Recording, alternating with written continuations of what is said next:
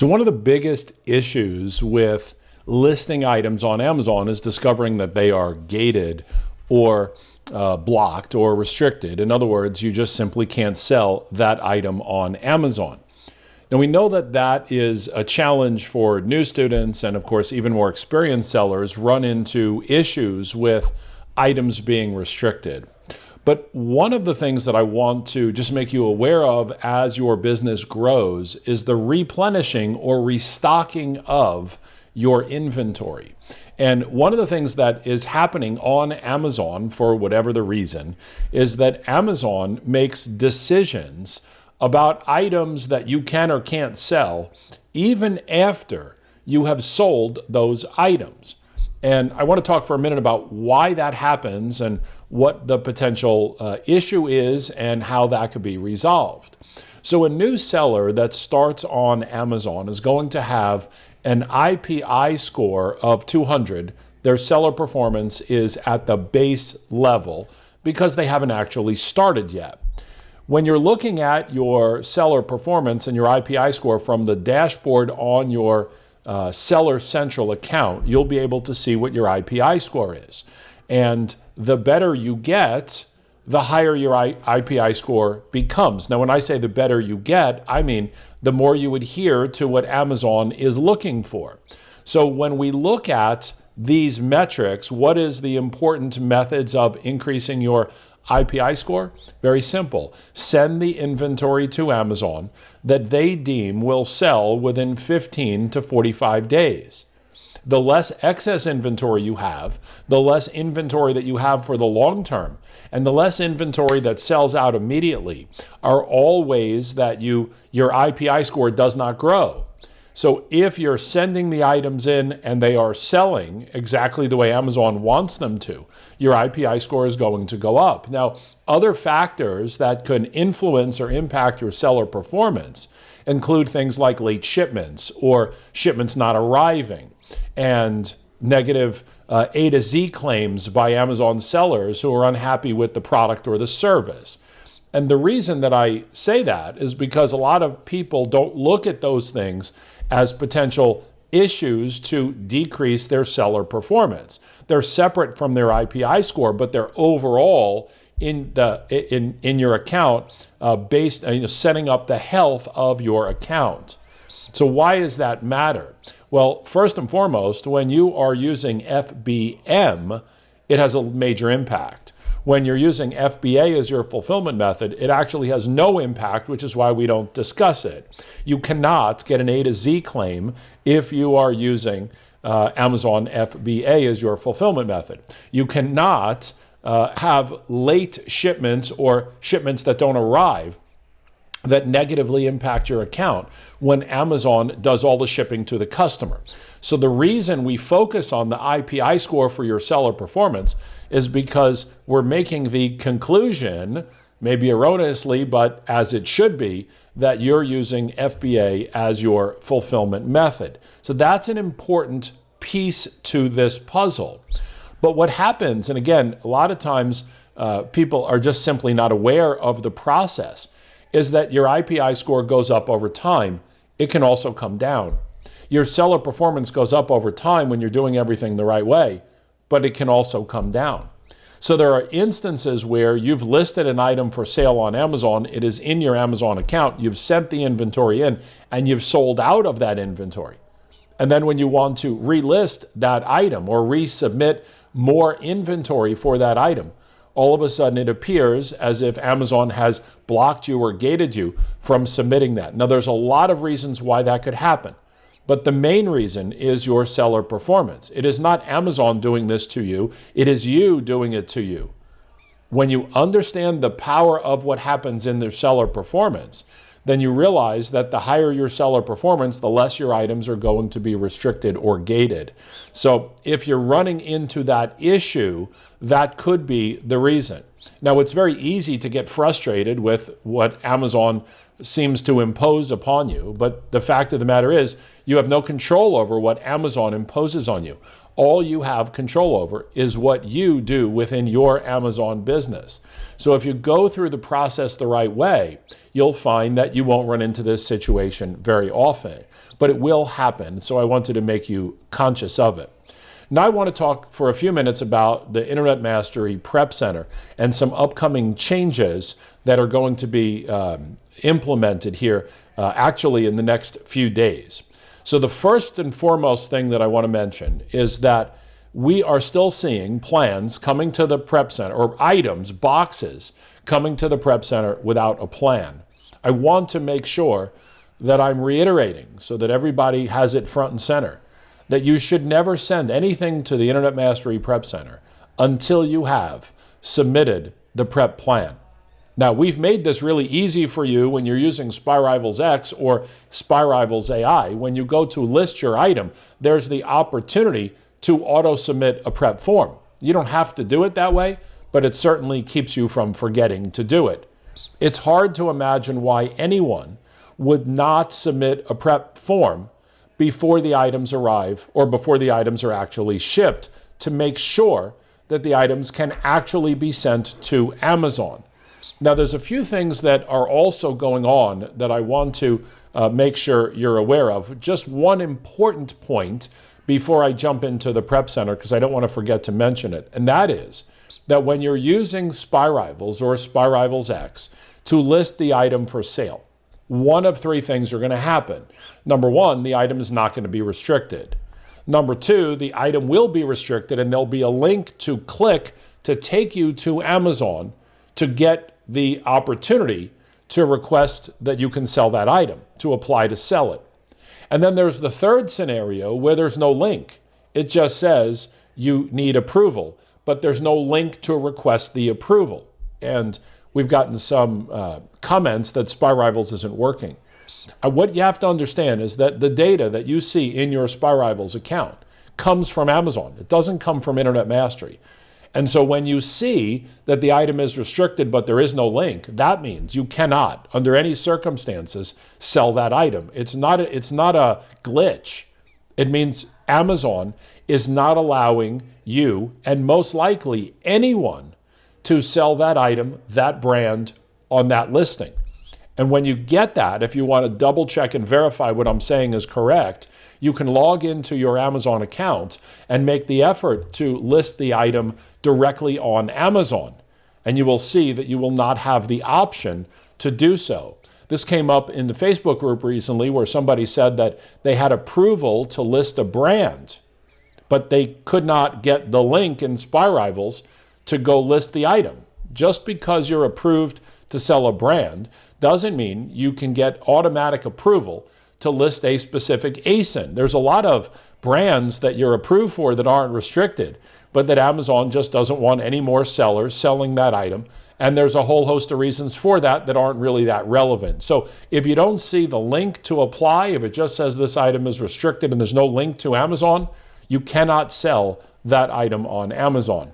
All right, let's get back to the Prep Center for a moment. A couple of important things. Number one, when items arrive at the Prep Center, they ship from the Prep Center within 3 to 5 business days. This has never changed, after and excluding the day that it arrives. So if an item arrives on Monday, the 3 to 5 business days, which does not include weekends, by the way, begins on Tuesday.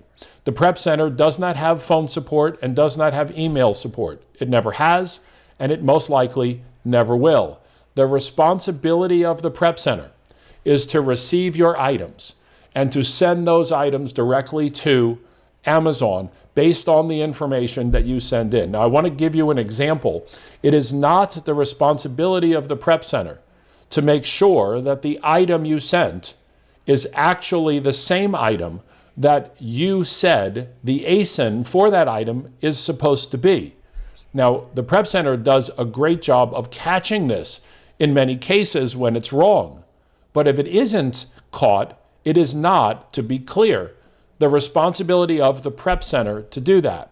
If there's issues or problems with an item, it is not the responsibility of the Prep Center to take pictures of that item. The responsibility of the Prep Center is to receive, create a plan, print that plan, sticker your items, package them appropriately, and send them to Amazon. That is the sole responsibility of the prep center.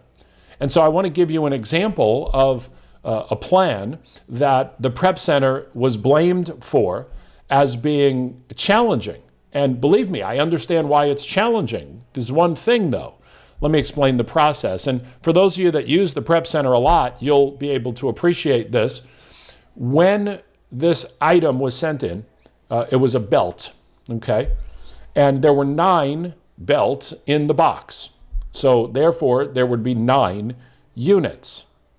But the prep center received a plan that said, now think about what I'm going to say. If you've used the prep center, you'll understand. What it said was 9 units, 1 bundle. So the listing, the prep form, was submitted as a bundle of 9. 1 bundle, 9 units in the bundle. That's how the prep plan was received. So how was the prep plan submitted? All 9 belts were bundled together. The 9 belts were sent to Amazon. 8 of the units that this person thought were supposed to go because they sent in 9 units didn't arrive. Why is that? Because all 9 were in the bundle. Obviously, one customer happily received 9 belts instead of 1 when they bought one. That's probably a 5-star review, right? But I can understand our students' frustration. They sent in 9 units and the prep center only sent 1 unit to Amazon. Makes sense to me. That would be frustrating, except for one thing. The prep form said bundle, and a bundle of 9 with 1 unit. So the prep center's responsibility is to receive that and then send that in the way that it is written. So how the prep form is submitted is not the responsibility of the prep center. That's the responsibility of the user of the prep center. There's a lot of things going on at the prep center. It's a very powerful opportunity and experience. And I know that many of you have used the prep center extensively. And then, of course, a lot of you also do your own prep from home and use the prep from home technology. So I want to talk with you for a moment about a major change that's coming. It's coming in the next few days. And this change was announced by Amazon in June of 2024. And what they did is they announced that the back end of third-party companies like Internet Mastery that have a prep center or a prep from home are going to have to update all of their technologies so that it meets Amazon's newest policy that they're implementing for 2025 in terms of shipping and plans that go to Amazon.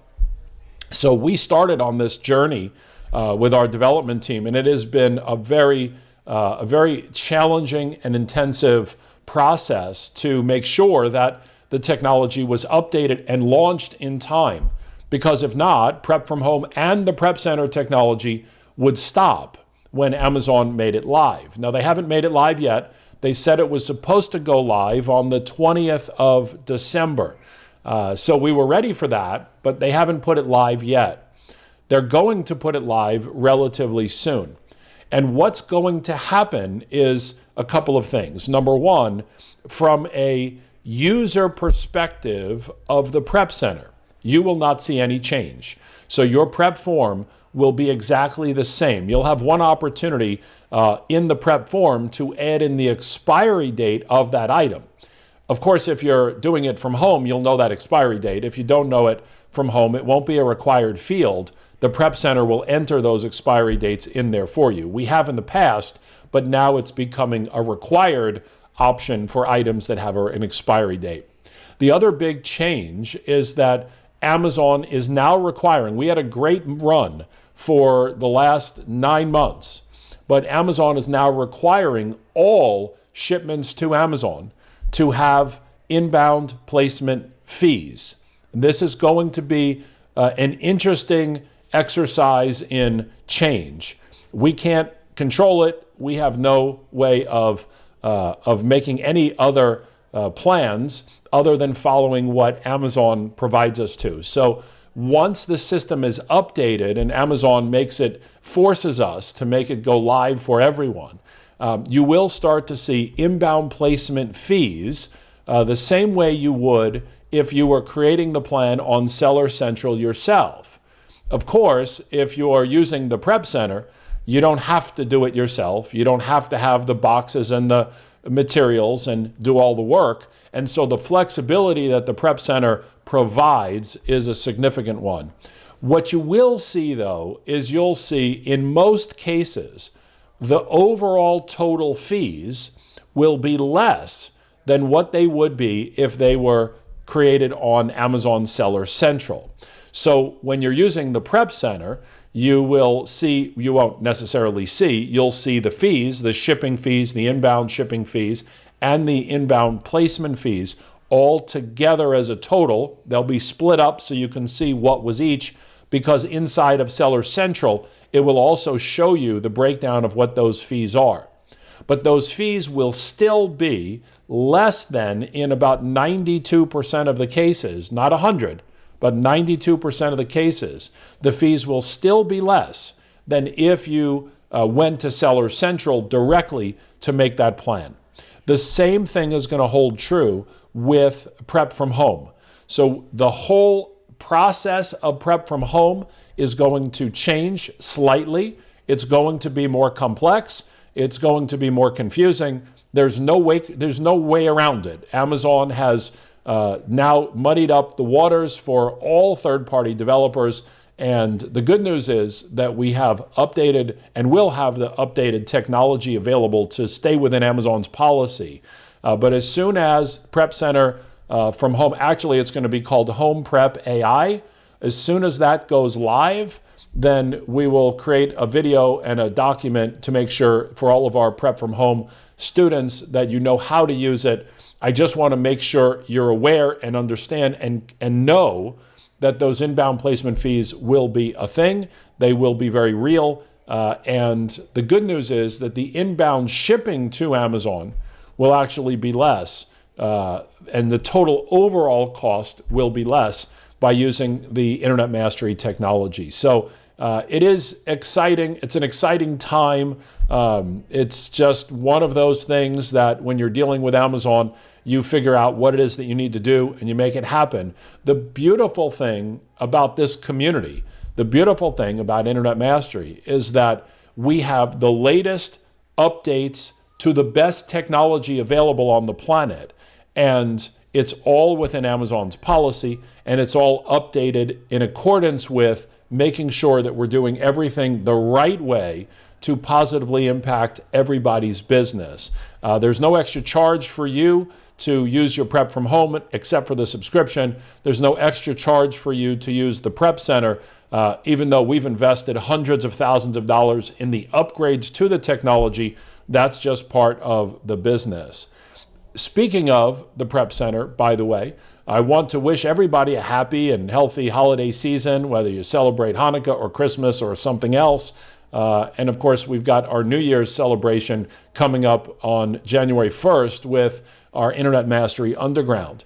But one of the things we did last year, and we just decided to do it again this year, is just to thank everybody for their contributions and hard work and effort that you not only put into your business, but to make the Internet Mastery community a great place, is we've added 50, which is $100 real value, 50 prep credits to each of your Internet Mastery accounts. So everyone within Internet Mastery, everyone will see, if you look now, 50 additional prep credits added to your account, and these 50 prep credits are good for 12 months. So they don't expire after 30 days, they expire after 12 months.